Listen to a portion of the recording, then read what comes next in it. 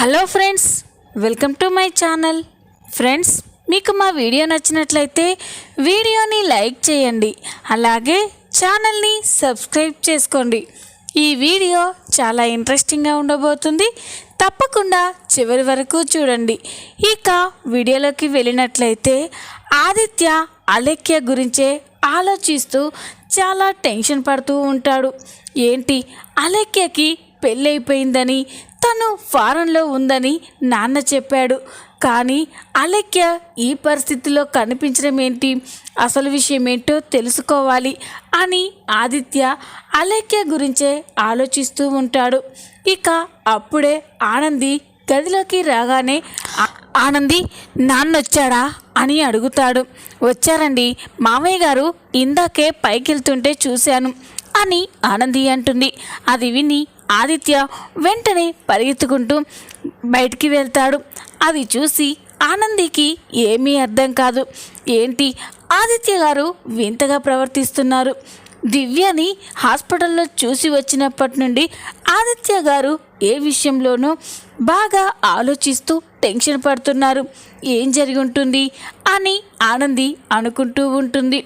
ఆదిత్య చాలా కోపంగా సునంద వాళ్ళ దగ్గరికి వెళ్తాడు. ఇక ఆదిత్య గదిలోకి వెళ్ళగానే సునంద శశికాంత్ ఇద్దరూ కూడా గదిలో మాట్లాడుకుంటూ ఉంటారు.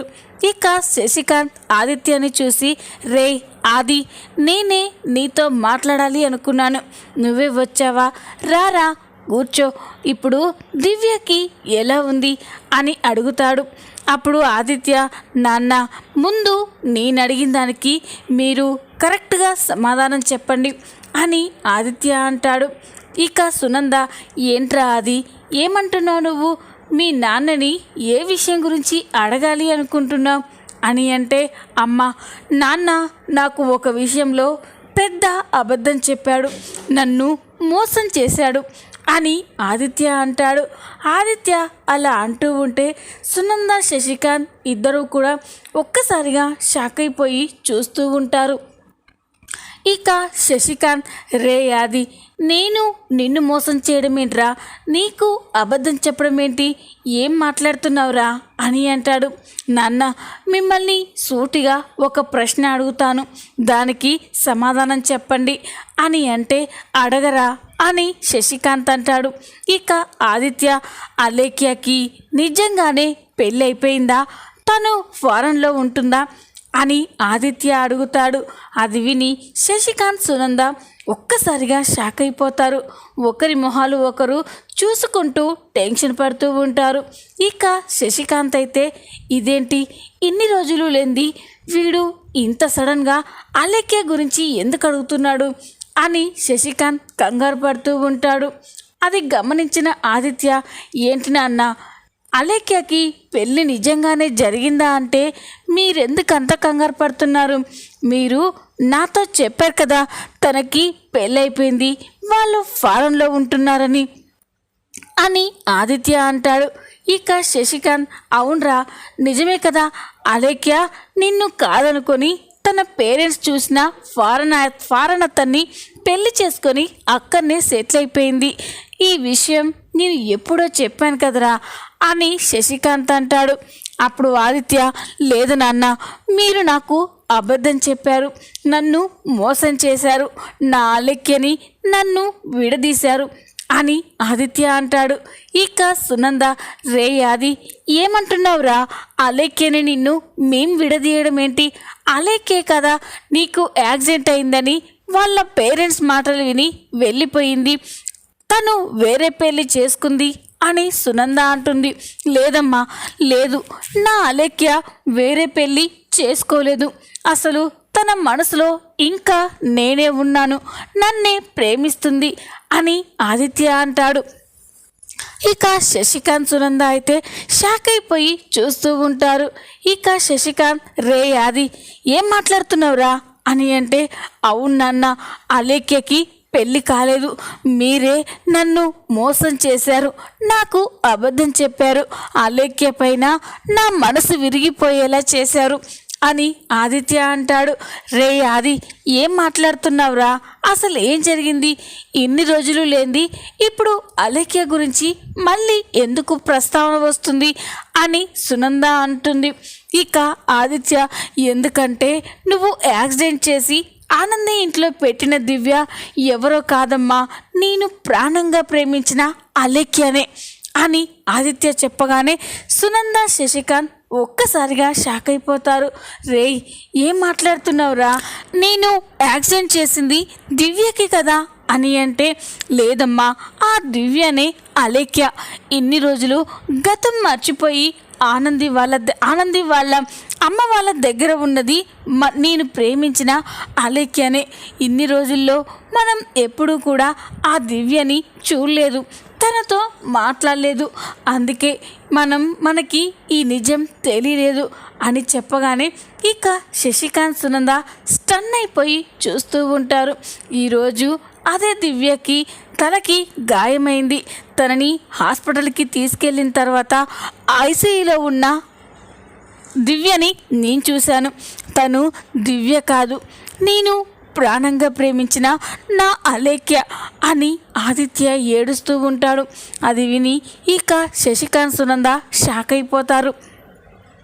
ఇక సునంద, ఏంటండి వీడేమంటున్నాడు అని అంటే, నాకు అదే అర్థం కావట్లేదు సునంద. అంటే ఆ రోజు పెళ్లిపీటల నుండి పారిపోతూ నీ కార్కి అడ్డుగా వచ్చింది అలేఖ్య అన్నమాట. తనకి బలవంతంగా పెళ్లి చేస్తూ ఉంటే పారిపోయి వచ్చింది, యాక్సిడెంట్ అయ్యింది. అదే యాక్సిడెంట్లో తన గతాన్ని మర్చిపోయింది. ఆనంది వాళ్ళ అమ్మ వాళ్ళ ఇంటి దగ్గర పెట్టింది, కానీ ఎప్పుడు కూడా మనం ఆ దివ్యాని చూడలేదు, తనతో మాట్లాడలేదు. అదే ఇప్పుడు ఆలోచిస్తే అర్థమవుతుంది అని శశికాంత్ అంటూ ఉంటాడు. ఇక ఆదిత్య, చెప్పండి నాన్న, ఎందుకు నాకు అబద్ధం చెప్పారు? అలేఖ్యకి పెళ్లి జరిగిపోయింది అని ఎందుకు నా మనసు మార్చారు అని నిలదీస్తాడు. ఇక శశికాంత్, లేకపోతే ఏం చేయమంటావురా? నన్నేం చేయమంటావు చెప్పు. నా కొడుకు తను ప్రేమించిన అమ్మాయి కోసం అంతలా బాధపడుతూ కుమిలిపోతూ ఉంటే తండ్రిగా చూడలేకపోయాను. తను నువ్వు ప్రాణంగా ప్రేమించుకున్నారు, చాలా కష్టపడి పెద్దవాళ్ళని ఒప్పించి పెళ్ళి కూడా చేసుకోవాలి అనుకున్నారు. తెల్లవారితే మీ ఇద్దరికి పెళ్ళి. యాక్సిడెంట్ అయ్యి నువ్వు బెడ్ పైన ఉన్నావని, కాళ్ళు లేవని వాళ్ళ పేరెంట్స్ చెప్పగానే అలేఖ్య వాళ్ళ మాటలు విని నిన్ను కాదనుకొని వెళ్ళిపోయింది. అలాంటి అమ్మాయి కోసం నువ్వు బాధపడుతూ ఏడుస్తూ నీ లైఫ్ని స్పాయిల్ చేసుకుంటావని అలేఖ్యకి పెళ్ళి జరిగిపోయిందని చెప్తే తన మీద మనసు విరుచుకుంటావనే అలా అబద్ధం చెప్పాను.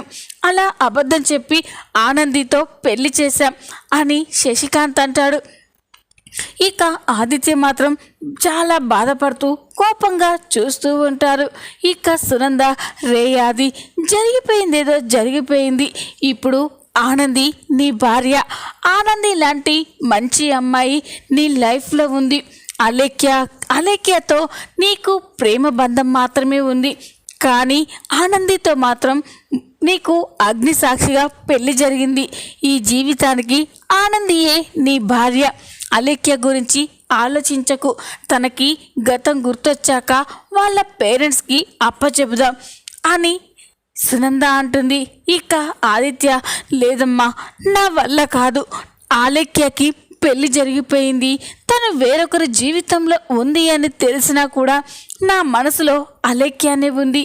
కానీ అలేఖ్యకి పెళ్లి కాలేదు, ఇంకా నన్నే ప్రేమిస్తుంది అని తెలిసాక నేను ఆనందిని భార్యగా ఎలా ఒప్పుకోగలను? తనని నా లైఫ్లో ఎలా ఉంచుకోగలను అని ఆదిత్య అంటాడు. ఆదిత్య అలా అంటూ ఉంటే శశికాంత్ సునందలైతే షాక్ అయిపోయి చూస్తూ ఉంటారు. మరోపక్క ఆనంది చాలా టెన్షన్ పడుతూ ఉంటుంది.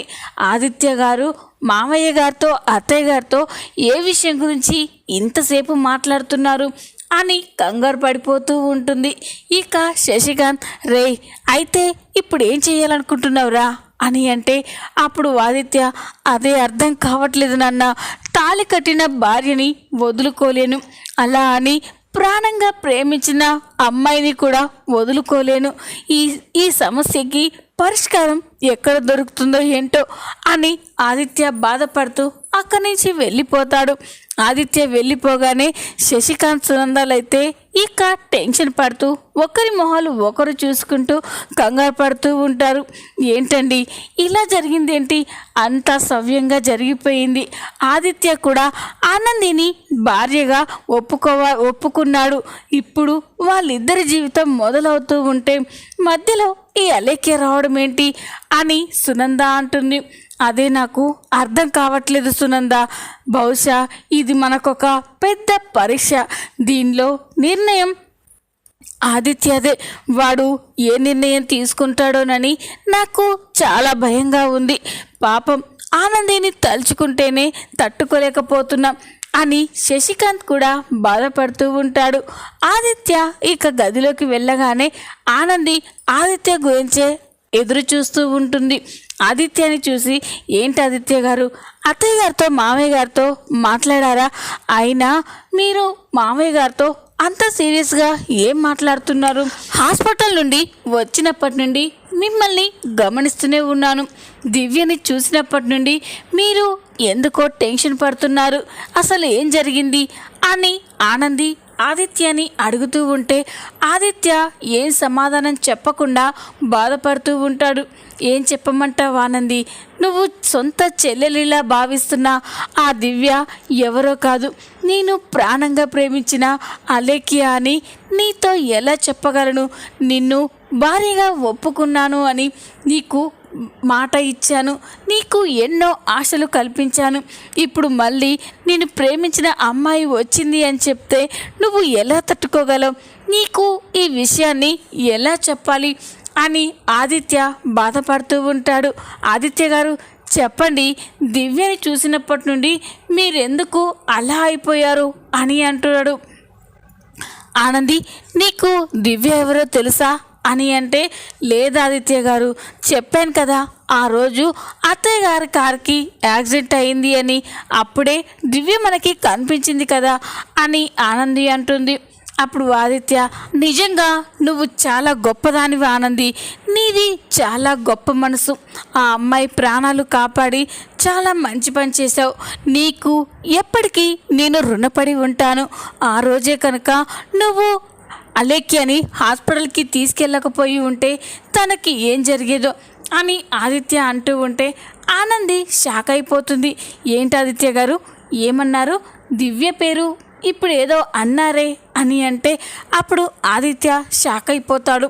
ఆనందికి అనుమానం వచ్చినట్టుంది అని చెప్పి, అదే ఆనంది, ఆ అమ్మాయికి ఏదైనా జరిగుంటే ఏమైపోయేదో ఆ విషయం గురించే చెప్తున్నాను అని ఆదిత్య అంటారు. మీరు గా విషయం గురించి మర్చిపోండి ఆదిత్య గారు. దివ్య నా సొంత చెల్లి. రేపు తనకి గతం యాదికొచ్చి తన వాళ్ళ దగ్గరికి వెళ్ళినా కూడా నేను మాత్రం తనని మర్చిపోలేను అని ఆనంది అంటుంది.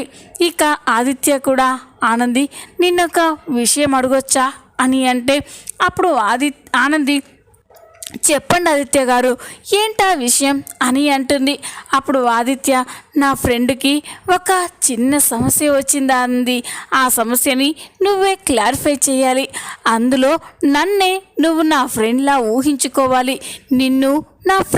నువ్వు నా ఫ్రెండ్ భార్యలా ఊహించుకోవాలి. దివ్యని నా ఫ్రెండ్ లవర్గా ఊహించుకోవాలి. అలా నీకొక కథ చెప్తాను, ఆ సమస్యకి పరిష్కారం చెప్తావా అని అంటాడు. చెప్పండి ఆదిత్య గారు అని అంటే అప్పుడు ఆదిత్య, నా ఫ్రెండ్ రమేష్ తను ఒక అమ్మాయిని ప్రాణంగా ప్రేమించాడు. ఎంతలా అంటే ఒకరిని విడిచి ఒకరు ఉండలేనంతగా. చాలా కష్టపడి వాళ్ళ పేరెంట్స్ని తన పేరెంట్స్ని ఒప్పించి పెళ్ళికి సిద్ధపడ్డారు. తీరా తెల్లవారితే పెళ్ళి అనగా నా ఫ్రెండ్కి ఒక యాక్సిడెంట్లో తన 2 చేతులు పోగొట్టుకున్నాడు అని చెప్పగానే ఆనంది షాక్ అయిపోతుంది. అలా తన 2 చేతులు లేకపోవడంతో వాళ్ళ పేరెంట్స్ అతనితో తన లైఫ్ బాగుండదు అని తనని బలవంతంగా అక్కడి నుంచి తీసుకెళ్ళిపోయాడు. తర్వాత ఇంట్లో వాళ్ళ ప్రెషర్స్ తట్టుకోలేక నా ఫ్రెండ్ ఒక మంచి అమ్మాయిని పెళ్లి చేసుకున్నాడు. కానీ వాడికి మాత్రం వాడు ప్రేమించిన అమ్మాయి మీదే ఇంకా మనసు ఉండేది.